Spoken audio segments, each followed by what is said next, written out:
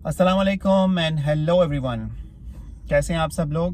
آج پھر ایک اردو کالم آپ کی خدمت میں لے کے حاضر ہوا ہوں، اور یہ اردو کالم مجھے بھیجا ہے میرے دوست آفتاب ایوب نے. سرائکی علاقے کا ایک شخص اپنی جگتوں کی وجہ سے مشہور تھا. ساتھ کے لوگ اکثر اس کی غیر سنجیدگی کی وجہ سے اس سے نالاں رہتے تھے. ایک مرتبہ اپنے مرشد کے پاس بیٹھا تھا کہ نہ جانے سوچ میں کیا آیا. کہنے لگا، مرشد سائیں تسیں جے میں کو حج تے گھل ونو تے کیا ہی بات ہوئے. مرشد نے جواب دیا، ول تو تھاں ونج کے بھی یہی جگت کرے سے، یعنی وہ مقام ادب ہے اور تم وہاں بھی اپنی جگت لگانے کی عادت سے باز نہیں آؤ گے اور سنجیدگی سے مناسک اور عبادت وغیرہ نہیں کرو گے. اس نے التجا کی، مرشد میں وستھاں ایسا کچھ نہ کرے سا، میں وعدہ کرے نا. مرشد نے کہا، پھر حلف اٹھا تے میں کو لکھ کے دے.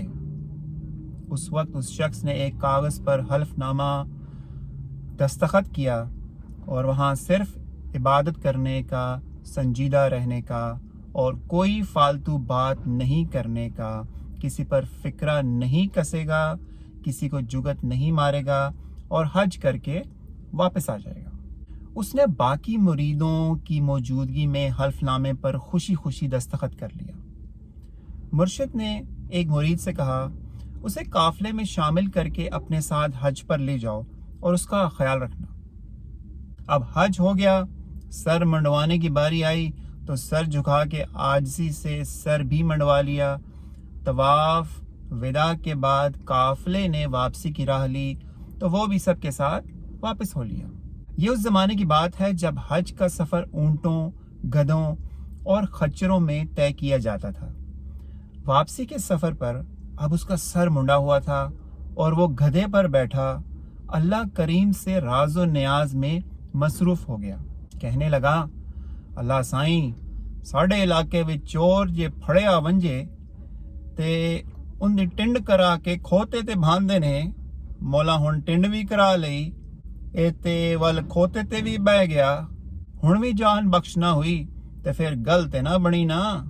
وہ گدھے پر بیٹھا اپنی دھن میں مست اللہ سے باتیں کرتا چلا جا رہا تھا. دور بیٹھے ایک صاحب نظر بزرگ نے پاس موجود شخص سے پوچھا کہ قافلے میں یہ شخص کون ہے؟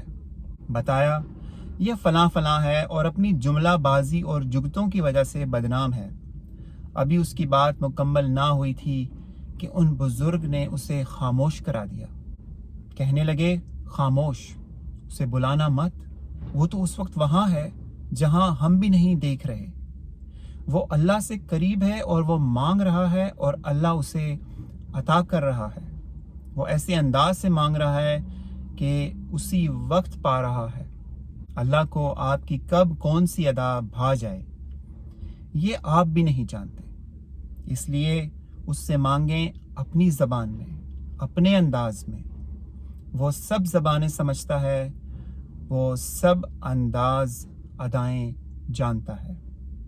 وہاں سکے نہیں نیتیں چلتی ہیں.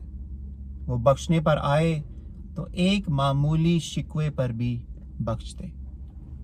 تو یہ تھا آج کا ولاگ، اور سوچئے گا اور غور کیجئے گا. اپنا خیال رکھیے. اللہ حافظ.